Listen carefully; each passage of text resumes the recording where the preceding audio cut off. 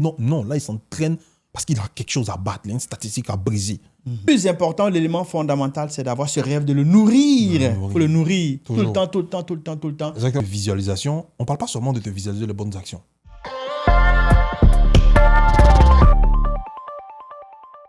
Alors bonjour, nous sommes à la 3e épisode aujourd'hui. On a déjà entamé la magie de voir grand. Pourquoi il faut voir grand? On est passé par comment voir grand aujourd'hui. On va parler des actions qui nous permettent de mettre en place tout cet ensemble pour pouvoir aller profiter de toute la plénitude de ce qu'on représente, de pouvoir utiliser nos facultés pour pouvoir créer la vie qu'on veut bien vivre. Aujourd'hui, on va terminer cet épisode avec Jean Yabeli qui va nous entretenir sur les actions qu'on peut mener pour justement finaliser avec cette série de voir grand. Tout à fait. Voilà, bonjour Jean. Alors bonjour. Ouais, ça va bien? Ouais, ça va super bien. Toi. Et la semaine, il a commencé à faire un peu chaud. Ah oui, pas mal. Hein. Mais c'est encore mieux qu'il y a de cela quelques semaines. Je vais dire quoi? Chaud ou froid? C'est un peu tempéré, on va dire. Ouais. Non, je veux dire, habituellement, on dit les Québécois ou les Canadiens, habituellement, pour l'été, ils se plaignent, puis en hiver, ils se plaignent à nouveau. Tout à fait. D'accord. Mais toi, tu préfères le chaud ou le froid? Perso, je préfère le froid. C'est vrai, hein? Ouais, je préfère le froid. Mais, dépendamment. À moins 35 avec, même à moins 10 avec le vent, c'est terrible. Dépendamment. En tout cas, pour l'instant, on va profiter pleinement de la saison qui s'offre à nous. Alors, aujourd'hui, on va parler des actions. Tout à fait. Pour concrétiser la série qu'on a déjà entamée. Alors, qu'est-ce que tu as dit? Sans oublier que les auditeurs, il y en a qui nous ont écoutés et qui sont curieux de savoir, mais finalement, je vais débloquer quand les choses pour moi. Quelles sont ces actions-là qu'on peut mener pour se donner la chance non seulement de voir grand et effectivement réaliser les choses pour lesquelles on voit grand? Exactement. Donc, pour clôturer maintenant, on va arriver sur quelque chose qui est vraiment très, c'est vraiment la chose la plus importante. Et c'est quelque chose qui est utilisé même dans le sport. C'est quelque chose qui est utilisé au niveau des athlètes de haut niveau. Et ce truc-là, c'est la visualisation. Dans le livre de Réfléchissez et devenez riche de Napoléon Hill, il disait quelque chose. Il disait, pour devenir grand, tu dois commencer à écrire exactement ce que tu veux. Pourquoi est-ce que tu dois écrire exactement ce que tu veux? Et il disait, tu écris ce que tu veux, tu les lis chaque matin, chaque jour, tu dois pouvoir entre guillemets, sentir cette chose-là en toi comme si elle était déjà là. Pourquoi est-ce que tu le fais? Il faut savoir que dans le cerveau, le cerveau ne fait pas la différence entre une action qu'on a imaginée et puis une action qu'on a déjà faite. Et voilà. C'est-à-dire quelque chose que tu as passé du temps à imaginer. C'est-à-dire que tu t'imagines en train de conduire. Tous les jours, tu t'imagines au volant en train de conduire. Tous les jours, tu es toujours en train de faire ça. Le jour où tu es derrière un volant, tu vas avoir l'impression d'avoir déjà conduit. C'est exactement. Ça va pas te surprendre. C'est pareil. C'est-à-dire, quand tu penses grand, tu veux devenir quelqu'un de grand. Exemple, tu veux devenir ce patron-là qui a plusieurs entreprises ou qui a une entreprise qui vaut plusieurs dizaines de millions de dollars. Déjà, en étant petit, tu commences à te comporter comme ce patron-là. C'est-à-dire, tu commences à te dire... moi, je suis ce patron-là, voici les actions que je vais pouvoir mener dans ma vie. Donc, je fais ça, je prends tel type de décision. Tu commences déjà à te comporter comme cette personne-là. Quand tu commences à faire ça, qu'est-ce que ton cerveau fait? Ton cerveau va commencer à te diriger vers les actions que ces patrons-là font. Et c'est ces actions-là qui vont pouvoir faire en sorte que les gens qui vont pouvoir te mener vers le haut vont te remarquer. C'est comme ça. C'est-à-dire, pour que tu puisses devenir grand, tu dois être grand déjà. Et c'est comme ça que les gens qui sont grands vont pouvoir te tirer parce que tu ressembles à quelqu'un qui fait partie de leur milieu. C'est ça. Donc ça, c'est vraiment l'une des choses qui est vraiment la plus importante, c'est-à-dire la visualisation. Et on va prendre un exemple simple. Il y a un acteur américain qui s'appelle Jim Carrey. Jim Carrey, en 1984... C'est le comédien qui imite les animaux, oui. là? Ouais. Jim Carrey, en 1984, c'est quelqu'un vraiment... Les gens se foutaient de lui. Qu'est-ce qu'il faisait? Il montait chaque soir dans sa voiture, il allait souvent sur la colline d'Hollywood et il passait son temps à regarder le panneau Hollywood là. C'est ça. Et vous savez ce qu'il a fait? Il s'est signé un chèque de 10 millions de dollars qu'il a mis dans son portefeuille et il a mis service d'acteur. Il a signé un chèque de 10 millions de dollars. En 1994, Jim Carrey a signé un chèque de 10 millions de dollars. 10 ans après. 10 ans après. Il a signé son premier gros chèque, c'était 10 millions de dollars. Qu'est-ce qui s'est passé? Et là, il fait le lien avec le chèque qui s'était fait. Exactement. Qu'est-ce qui s'est passé? C'est-à-dire, pendant des années ici, il s'est imaginé en train d'aller chercher ces 10 millions de dollars là. Et il a travaillé pour. C'est-à-dire, quand il a visualisé qu'il visait 10 millions de dollars, son corps, son esprit, tout ce qui était autour de lui se sont mis mobilisés pour atteindre l'effort qu'il faut pour 10 millions de dollars. Et c'est comme ça, en fait. C'est-à-dire, quand tu vas commencer à visualiser, les grands sportifs, quand ils vont à la compétition, ils ne s'imaginent pas en train d'être dans... Non, ils s'imaginent sur le podium. Ils s'imaginent en train de fournir les efforts qui vont pouvoir les emmener sur ce podium-là. Et c'est pareil, en fait. C'est-à-dire, quand tu finis déjà de savoir pourquoi est-ce que tu dois être grand, tu finis par penser que, voilà, tu commences à mettre les actions, tu commences à te cultiver, tu commences à faire des trucs. Là, maintenant, tu dois commencer à vivre dans ton quotidien. Pas chercher à le matérialiser. Exactement, tu dois commencer à vivre dans ton quotidien. Et c'est comme, genre, quand tu veux ouvrir un restaurant, tu veux ouvrir un grand restaurant. Quand on parle de visualisation, on ne parle pas seulement de te visualiser les bonnes actions. C'est-à-dire, Elon Musk disait que quand il est assis et puis il visualise un projet, il visualise à tout moment qu'est-ce qu'il peut penser, qu'est-ce qui peut se passer de mal et comment est-ce qu'il va pouvoir réagir étant un grand homme. Et tout ça, ça fait partie de la visualisation. C'est-à-dire, entre guillemets, tu dévances directement tout ce qui peut se passer de bien ou de mal. Tu commences déjà à ressentir ces moments-là, à les vivre. Donc, c'est ta capacité à gérer tous les événements et toutes les situations. Exactement. Mais ces événements, tu n'attends pas qu'elles arrivent. C'est-à-dire, tu n'es pas là comme ça, puis le succès te surprend. Non, tu vis déjà le succès. Tu le vis chaque jour, tu le vis. Tu te dis, moi, je vais être là. Je vais être là. Je vais être là. Mais là, ça mobilise des ressources chichiques. Hein? C'est exactement. C'est mental, émotionnel, tout ça. Mental, émotionnellement, au niveau de toi. Et ce qui va se passer, comme j'ai dit au début, c'est que le cerveau ne fait pas la différence entre quelque chose que tu as déjà fait et quelque chose que tu imagines. Si tu passes ton temps à imaginer quelque chose tous les jours, tu commences à être cette personne-là.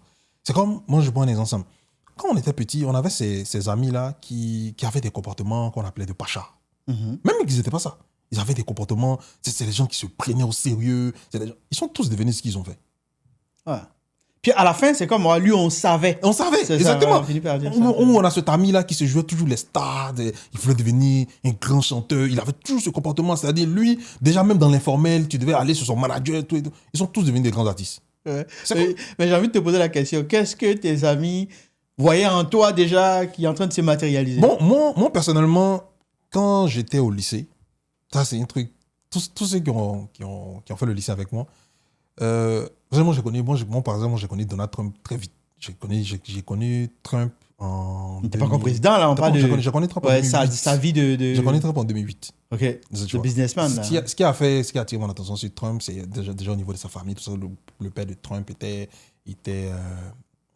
c'était un grand maniaque de l'immobilier et tout ça. Et puis, voilà. Mais ce qui m'a attiré sur lui, en fait, c'était les échecs qu'il a répétés. Et puis, il revenait. Je pense que beaucoup de personnes le savent. Trump a lancé une marque de boisson.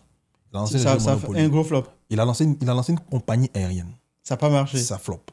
Il a lancé son père avait déjà les twins, là. Oui, mais oui. Donc, il avait le temps de faire les erreurs. Il avait le temps de faire les erreurs. Mais en fait, c'est quelqu'un qui n'a pas peur de se casser la gueule. Okay. Et quand j'étais au lycée, j'ai dit que moi, si j'ai fait un truc, moi, je vais grandir, moi, je vais devenir businessman, puis je vais devenir plus riche que Trump.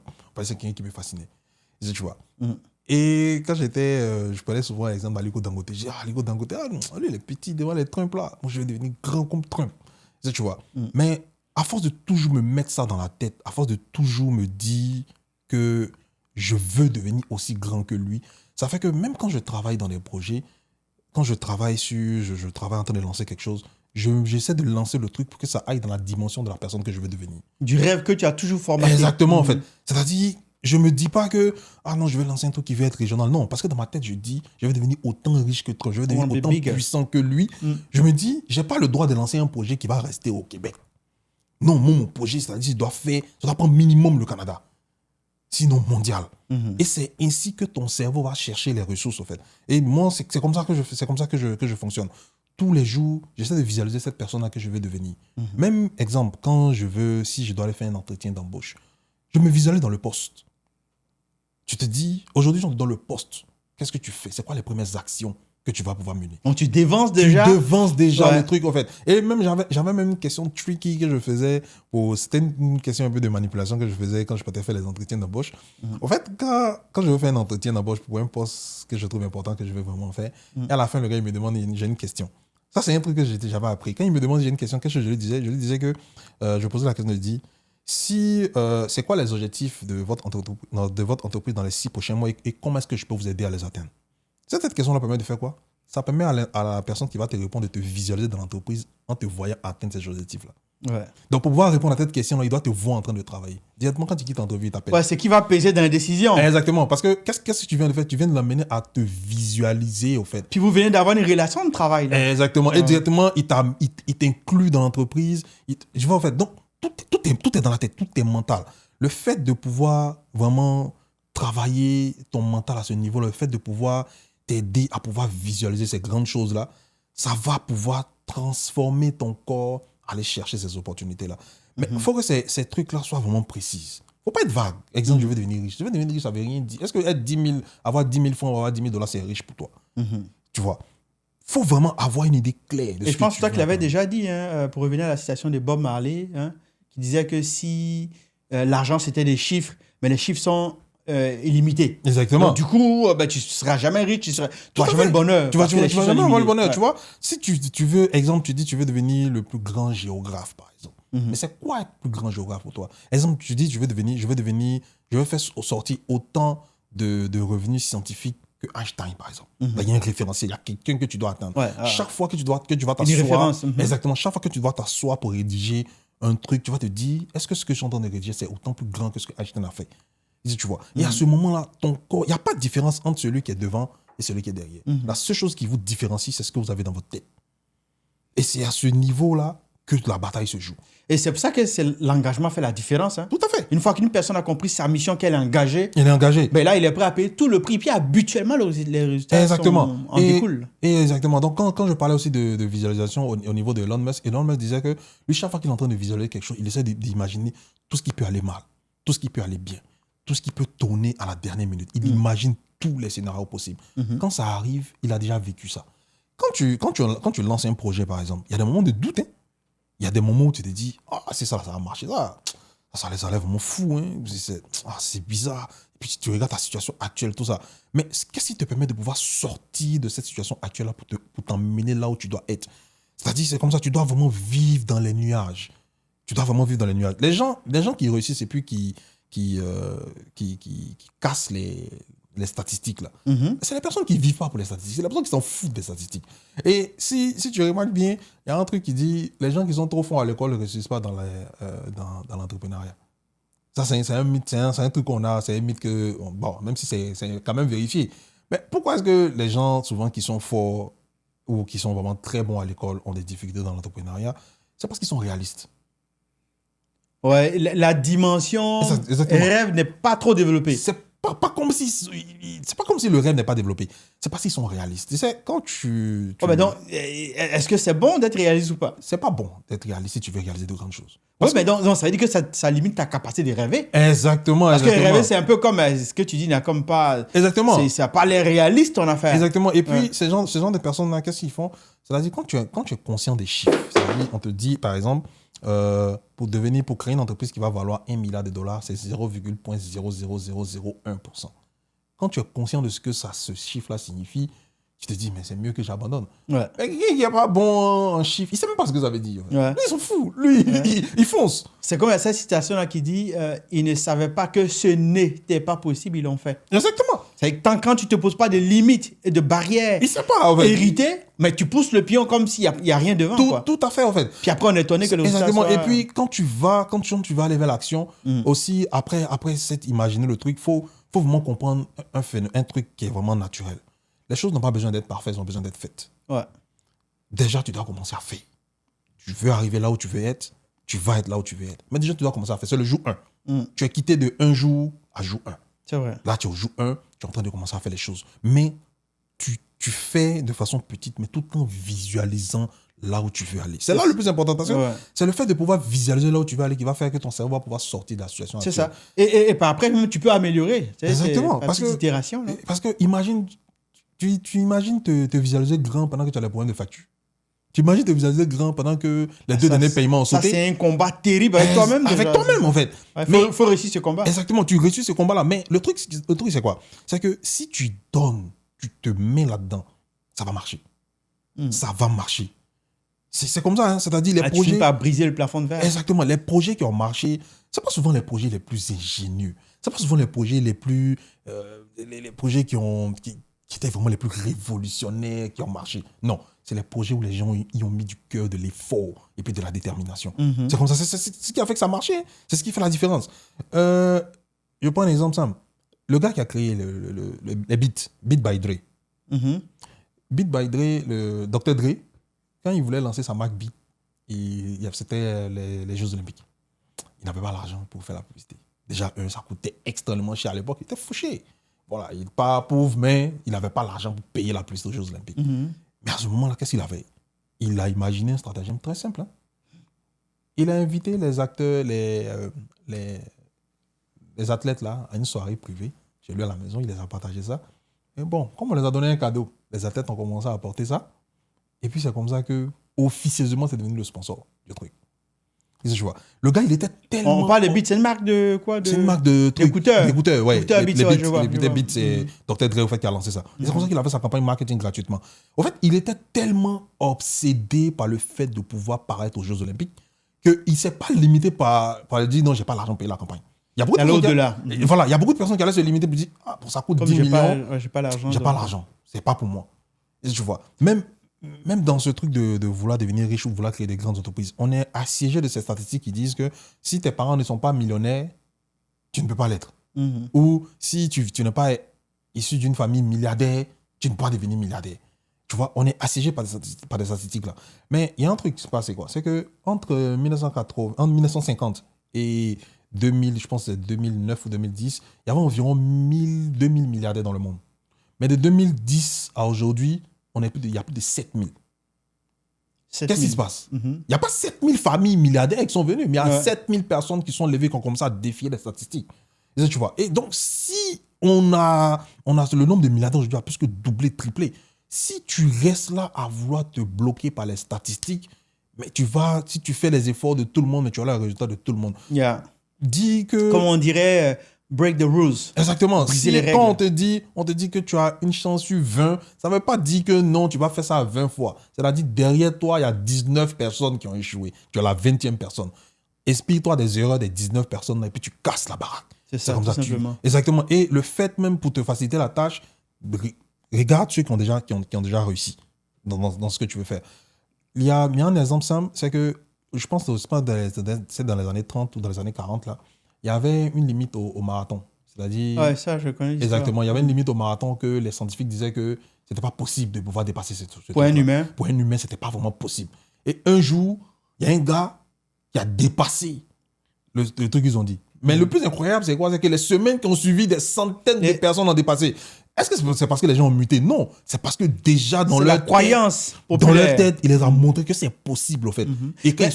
excuse-moi, je reviens à la première série, que j'allais dire, la première émission.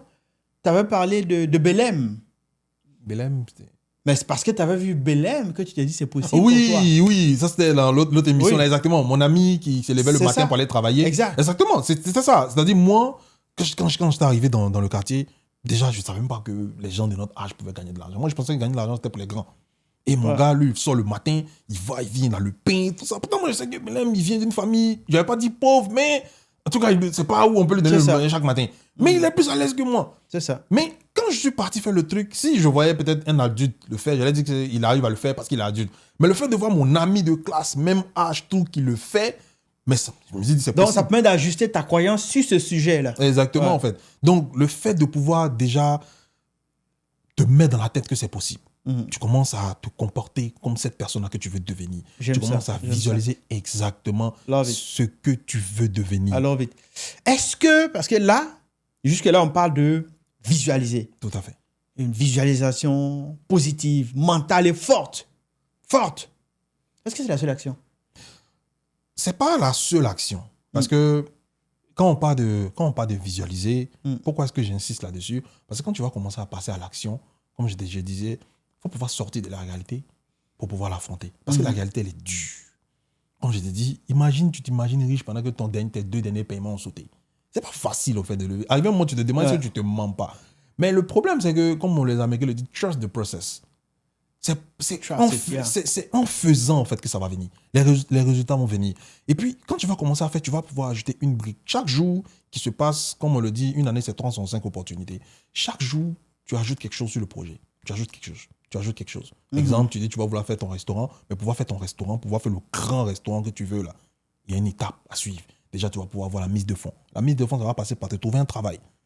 Mais quand tu es en train de travailler, là, pour le moment, tu es ouvrier. Et tu as le rêve tous les jours tu te vois dans un restaurant. Exactement, tu es ouvrier. Mais vous êtes dans l'entrepôt, là. Vous n'êtes pas les mêmes ouvriers. Donc, quand tu te réveilles chaque matin pour aller travailler, tu ne vas pas travailler parce que tu es... Non, tu vas travailler parce que chaque jour, tu vas chercher ta mise de fonds pour ton restaurant. Quand tu quittes l'entrepôt, que tu vas chercher un deuxième boulot, que tu arrives là-bas, c'est pas encore la même chose, au fait. Donc, le fait de pourquoi est-ce que la visualisation est importante? Parce que c'est celle-là qui va pouvoir te transporter dans le processus. Parce que le processus, ça va pouvoir tu vas pouvoir passer quelque part. Exemple, tu dis tu vas aller à HEC Paris. Mais pour aller à HEC Paris, par exemple, il y a une certaine moyenne à avoir. Il y a des classes à dépasser. Il y a des séries à faire.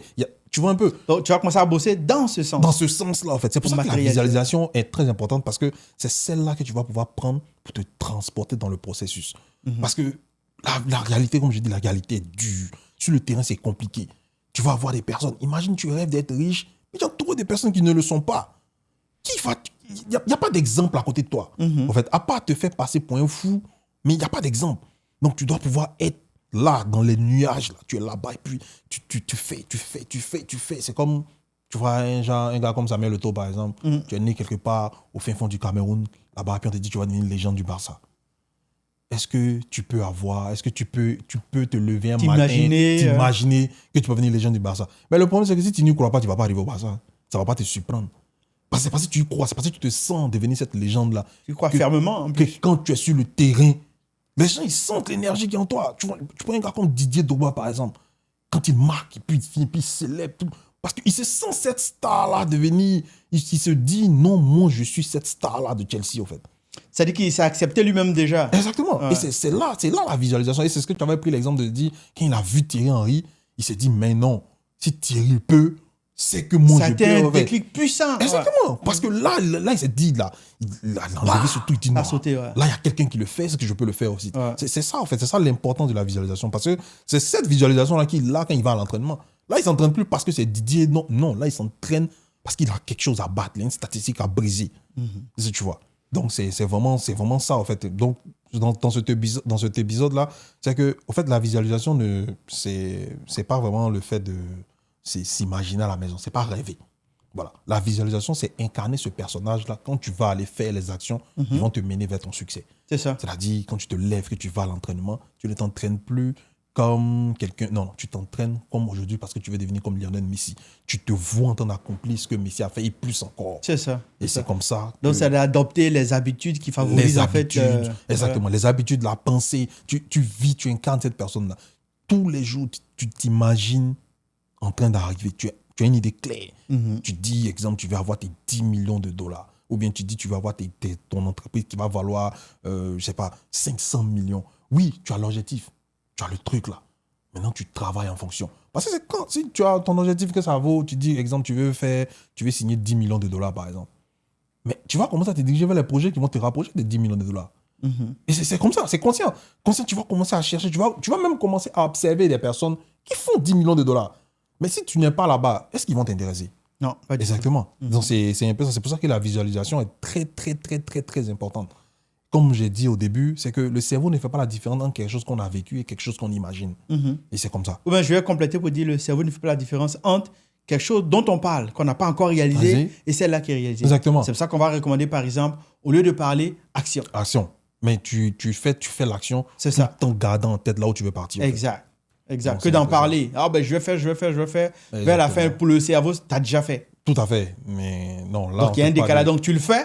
Et tu en parles. Et tu en parles. Voilà. Mais tu le fais, tu en parles, mais tu dois le vivre. Voilà, tu dois le vivre. Ouais, on rajoute ça dessus, ouais. Tu dois vivre ton succès au quotidien, en fait. C'est-à-dire, tu es en train de faire. Moi, je prends l'exemple simple. On va prendre l'exemple avec Hugo de Bayos. On a un objectif à long terme qu'on veut faire. Aujourd'hui, par exemple, Hugo de Bayos, on n'a même pas de clients. Mais chaque jour, quand mes gars et moi, on est assis et on est en train de coder, on ne code pas parce qu'on vit. Non. On code parce que ça, c'est... Parce qu'il y a plus grand devant. Exactement. Et c'est vers là-bas qu'on s'en va. Exactement. Et c'est ça qui fait que quand on a vu le truc de YC, on n'a pas hésité à aller postuler. Pourquoi? Parce que selon là où on veut partir, on se dit, c'est un passage. Yeah, Voilà, absolutely. c'est ceux-là, on peut partir là-bas, Ouais. puis vendre tout. Donc, même quand tu codes ta plateforme, quand les gens voient, ils sentent un truc, en fait. Ils Ouais. sentent que tu... Tout de suite, la signature, Exactement. elle vise quelque chose. Et on peut Tout à sentir fait. à travers ce projet. Ça, je sais pas, mais... Tu sens le truc, en fait, tu vois. Ouais. Et Il y a toute une énergie quand même. C'est dedans. pareil, même quand tu arrives comme ça, des entrepreneurs, quand tu vois comme ça, par exemple, dans notre pays, des entrepreneurs, les gens qui veulent forcément, ou c'est juste se limiter le local, là, il y a une manière de travailler, tu le sens. Mhm. Tu n'as même pas besoin de traiter longtemps avec lui. Tu vois sa manière de travailler, tu vois ses actions, tu vois la manière dont il se positionne. Tu sens que le gars, il vise local. Mhm. Quelqu'un qui vise à l'international, quand tu le croises, Il y a une façon de fonctionner juste également. même Il pas ça, tient compte des pas standards. sa carte de visite, juste pas. Tu sais que le gars, il vise quelque chose. Il n'est pas C'est un encore. dreamer. Il n'est gars, pas encore là-bas. Mais tu viens dans 5 ans, tu vois, il est là-bas. Mm. C'est comme ça. Parce qu'il a passé tout son temps à chercher les petits trucs. C'est ça, en fait. Finalement, tu finis par trouver ses voies et moyens. Hein. Exactement. Parce que tu y as pensé. Là. C'est ça, en fait. Parce que quand tu visualises, ton cerveau cherche pour toi. Mm. Il te dit, regarde lui là. Fais ça. Regarde ça. Fais ceci. Fais pas cela. Celui qui est à ce niveau-là ne fait pas ça. Non, c'est comme ça, en fait. C'est vraiment très, très, très, très important de pouvoir visualiser dans ton processus. D'accord. Regarde, je vais te reposer la question autrement. Je sais que la visualisation reste au cœur, on va Tout dire à comme fait. ça. OK? C'est tout le monde n'a pas la même capacité hein, de se projeter, d'organiser tout dans sa tête, d'abord dans le mental, avant de commencer à matérialiser. Prenons un monsieur ou une dame qui... C'est maintenant que le processus, parce que peut-être que ça prend du temps aujourd'hui, tu parles avec assurance également de cette capacité à mettre en place des actions. Mais ça t'a pris du temps aussi. Il y a un travail Oui. de maturation qui a été fait pour que tu atteignes ce niveau. Donc, on prend un homme, un individu qui n'a pas encore fait ce travail. Est-ce que tu peux décrire un canevas pour lui dire, commence par ça. Donne-toi 1 semaine, 2 semaines, 3 semaines. Évalue le résultat. Après, fais ça. Ça dit un genre de parcours. Un genre de parcours pour pouvoir Oui. devenir la personne. C'est ça. Oui, ça résume aussi les deux épisodes qu'on a fait. Comme je dis, si tu veux devenir cette grande personne-là, dans un premier temps, déjà, il faut comprendre pourquoi. Donc, il faut comprendre l'importance. Quelque chose qui te motive, en fait. Quelque chose qui te motive. Mhm. Pourquoi est-ce que tu veux devenir cette grande personne-là? Par exemple, tu dis, faut avoir quelque chose pour lequel tu veux vivre, et puis maintenant que tu es prêt à mourir pour ça. Donc, tu trouves vraiment ce pourquoi-là. Pourquoi est-ce que tu veux, par exemple, tu veux sortir ta famille de la misère, ou tu veux devenir juste un grand footballeur parce que tu veux laisser ton nom dans l'histoire, tout ça. Tu as ce pourquoi-là. Et puis maintenant, tu commences maintenant à chercher des personnes, tu commences à chercher des mentors qui ont réalisé ce que tu veux faire. Ça, c'est très important. Le fait de pouvoir... Pour aller t'enrichir de leurs expériences. Exactement. C'est ces personnes-là qui vont pouvoir te sortir du rêve pour te montrer que c'est possible. Maintenant, quand tu commences à trouver ces personnes-là, exemple, tu veux devenir un grand footballeur comme Cristiano Ronaldo. Maintenant que tu as ça, tu dois commencer à chercher ce qu'on appelle les petites victoires. Et ça, j'insiste là-dessus. Pourquoi est-ce que les petites victoires? Parce que déjà, au début, c'est dans ta tête. Mais tu dois pouvoir le voir. Les petites victoires, ça peut commencer par déjà devenir grand dans un championnat de quartier. Ou te trouver ton premier club.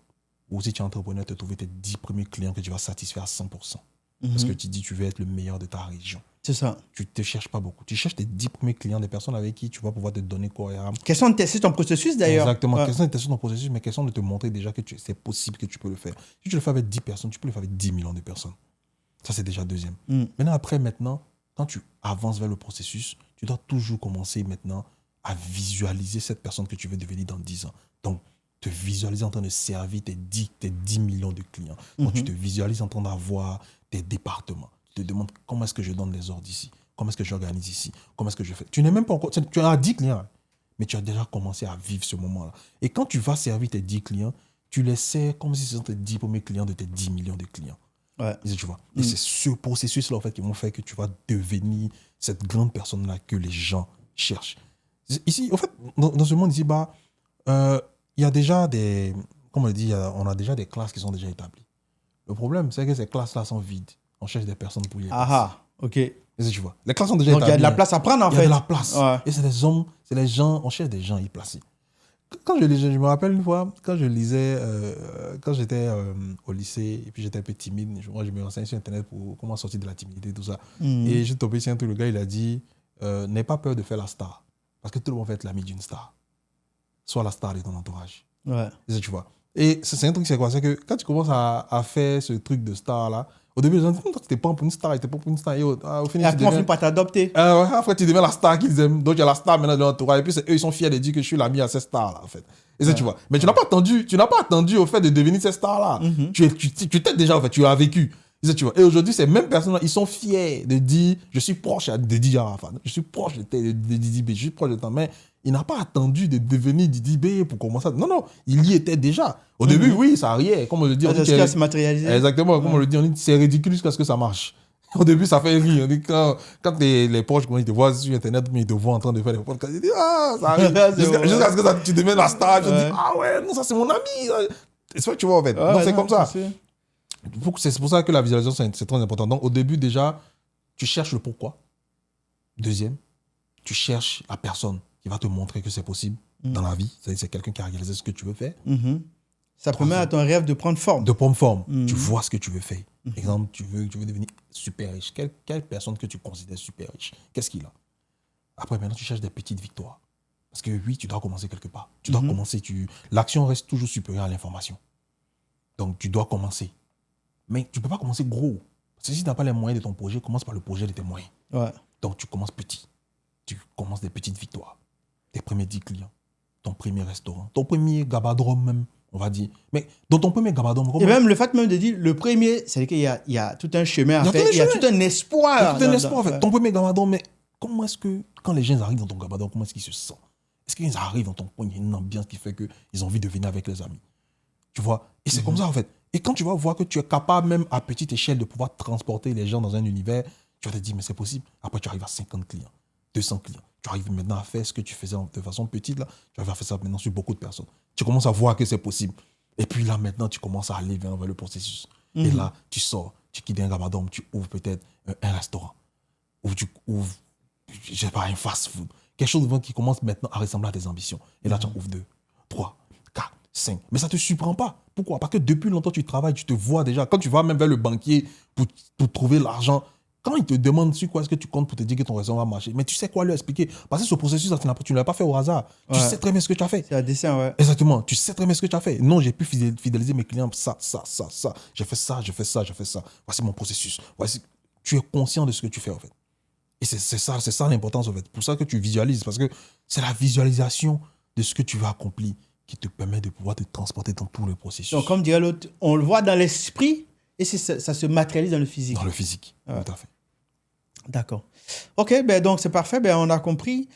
La visualisation reste au cœur de tout le processus de l'action.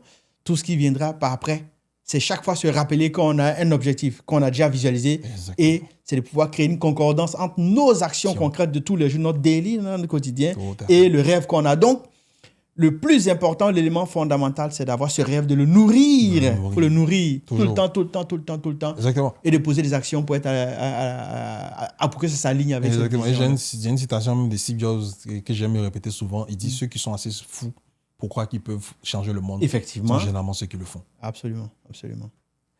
Voilà, d'accord. Donc, Jean, ça me fait vraiment plaisir qu'on est à la fin quand même de cette émission.